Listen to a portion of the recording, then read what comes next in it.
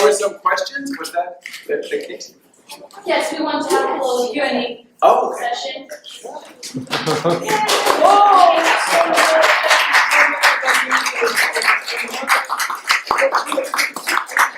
Wow. Thank you so much.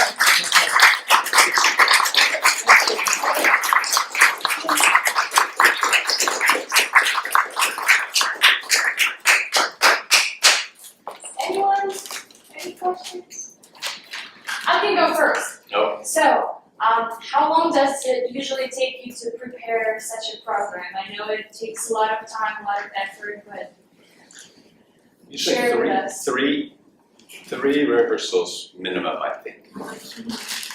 We rehearse 3 times And minimum. what about individual practice for each of you? Oh, that's a lot.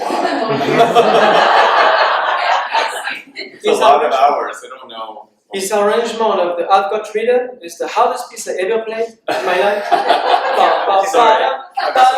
It sounds really easy, but we rehearse that so much. So we play different concerts and we shuffle the program. So we always had a lot of new pieces, but we always keep a few pieces we already played. So we don't have to learn all new things every time. So the I've Got Rhythm, we had like 2 or 3 opportunity to play it, and I still think it's really hard, but it's a lot of personal practice. And you probably played this showpiece before with some other pianist. So over the years, it's years of being a student, learning some showpiece.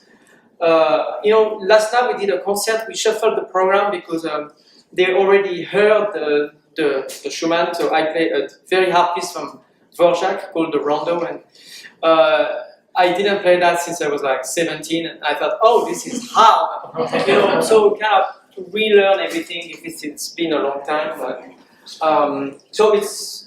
But sometimes, like this concert like that, we haven't spent as much time as we used to before because we're used to play together, so it was not like too bad. Yeah, it's been a few years since we played together. That's right, because we sort of started before COVID and then we had to stop, so we're trying to get going again. I have a sort of a funny story. We played 3 times this week, basically the same concert where we had to change, some things we had to change because we had already played somewhere and they'd already heard that.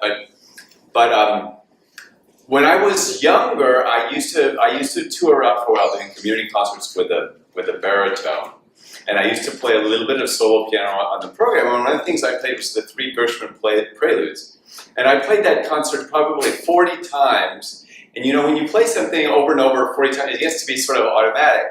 So I thought, I'll just put the Gershwin first prelude on this concert, it'll be fine. And the first thing was that I had so much trouble remembering how I read it, because it was years ago.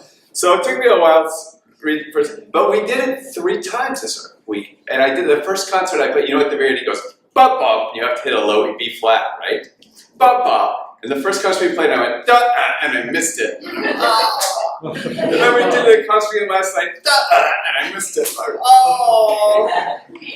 And I was thinking, tonight I have to hit it, especially because Alicia's in the audience. Like, I can't, so I'm going to hit this.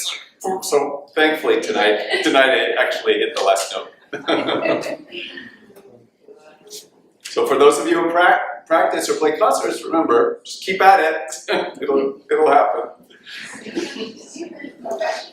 You should make cards of your repertoire. It's what I heard from a piano instructor, like a lot older. She said me like, you write the piece you have learned under your bed, and then over the years, and then you kind of shuffle cards, and then you try to do a concert, and you pick up, you don't look, you pick up, I play that, and then I play that, and then you picked what you already played, and then you add just one piece every time, add a new piece. So I think you're going to get used to, the learning process is going to be more smooth for you. Always, so keep adding repertoire, and once you master one piece, just try to keep it. So keep, like on the wheel of the time, try to bring it back soon again. So then it feels it's not completely lost. Don't wait like 25 years like me, like for that piece. Another thing that's really fun for with our particular group, our trio, is that we all have a lot of different ideas about interesting pieces to play. So whenever we're sitting down trying to figure out the program, everybody has a lot of input.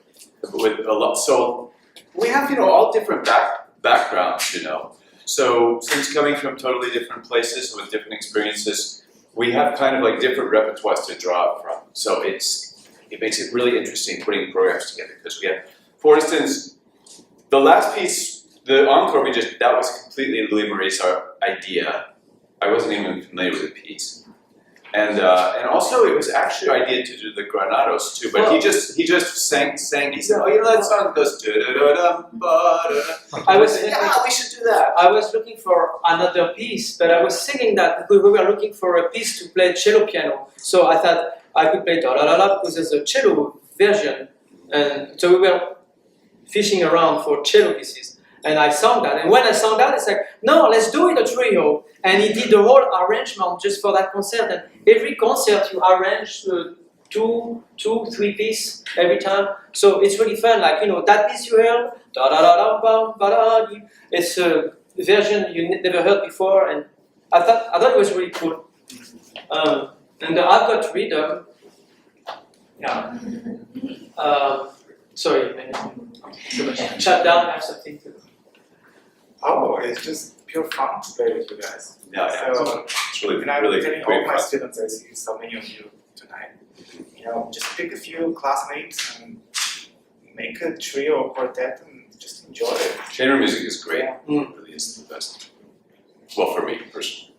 Yeah, I was taking cello lesson, and then when I was 11, I did this academy where you put people you don't know. They put you in an amazing piece, Beethoven quartet, even like a Schubert quintet with two cello. These pieces are so beautiful, and I think when I started to play that, that's what I want to do. It's like you really don't know when you play just alone for a teacher. You had no accompaniment, but when you play these pieces.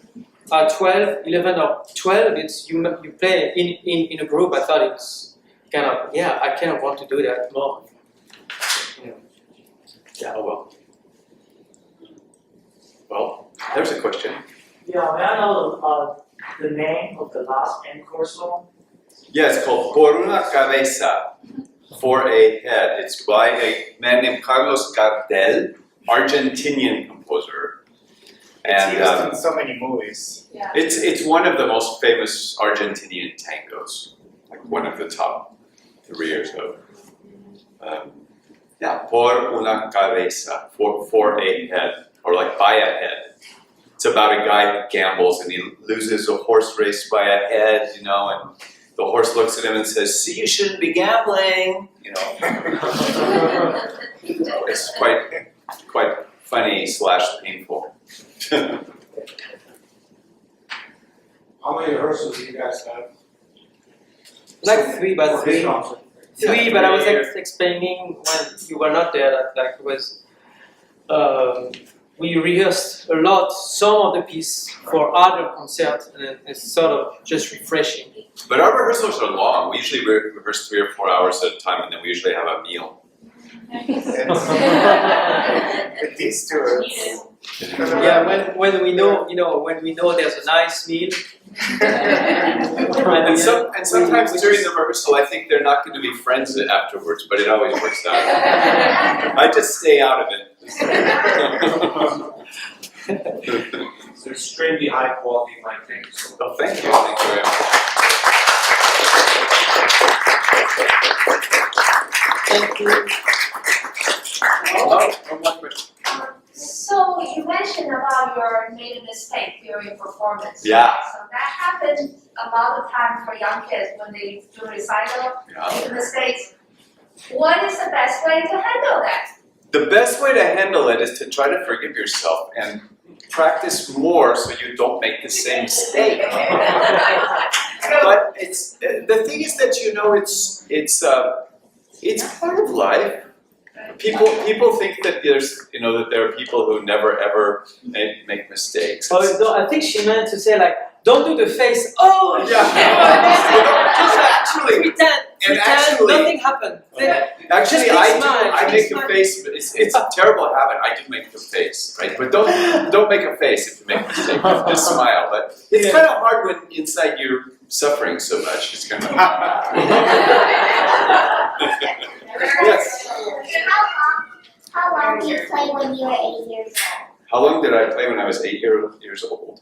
You mean how many hours a day? Yeah. Oh man, not enough. Not enough. For 8 years old, don't go hours. more than 45 minutes. You don't need more than that when you're 8. When So you're 10, you can go to an hour, and then when you're older, you can go more than I probably did it half an hour. Yeah, but be Not consistent. enough. Don't slack too much. I didn't start cello yet at 8. I only studied at 9, but I was doing classical ballet. At 8. I was, and then I was like, they pushed me, like my mom, she because she's a ballerina, and she wanted to push me. So she said to the mom of my best friend, hey, tell your son that they can do ballet together. So then we got motivated because my best friend was doing ballet, and then then he flaked out after 3 months, and then I went on for 3 more months, and I was like, like I'm not the only guy there, so I'm I just quit. I just didn't. I just quit, and then I did a cello next year. But anyway, around 9, maybe, I think 30 minutes. You start 30 minutes, but the trick I think is regularity. You have a rhythm. You always have. I would say a routine. Like a routine. Just do every day the routine. Yeah, every day is important. And even you have some bad days, you have some good days, and if something you feel discouraging, you're not in a good mood, just try to go through it and wait for the better day. But do the same thing because it's very long game, Yeah. Yeah. Okay, thank you very Thank you, much. guys. We had a lot of